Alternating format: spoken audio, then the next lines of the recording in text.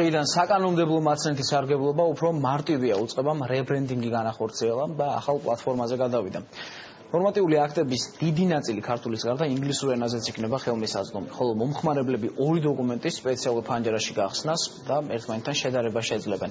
ვებგვერდის განახლებული ვერსიის პრეზენტაციას იუსტიციის მინისტრის მოადგილე, საბანკო და ბიზნეს სექტორის წარმომადგენლები დაესწნენ.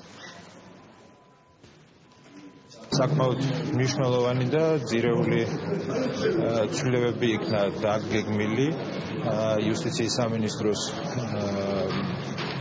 ამ სიბრში, საკანონმდებლო მაცნეში, რაც ვფიქრობ, რომ ძალიან მნიშვნელოვანი იქნება იმ თვალსაზრისით, რომ ეს გაუადვილებს, ასე ვთქვათ, ყველა დაინტერესებულ პირს შესაძლებლობას, რომ გაეცნოს კანონმდებლობას, ისარგებლოს ყველა იმ შესაძლებლობით, რომელიც ზოგადად სასურველია, რომ მიეწოდებოდეს მოქალაქეებს. წარმოდგენილი იქნება ინფორმაციული ტექნოლოგიების კუთხით ახალი პროდუქტები, ესე ეგრეთ წოდებული დიფისფუნქციონალი, რაც გულისხმობს ორი სხვადასხვა ეტაპის კონსოლიდირებული აქტის შედარებას ორი ფანჯრის პრინციპით.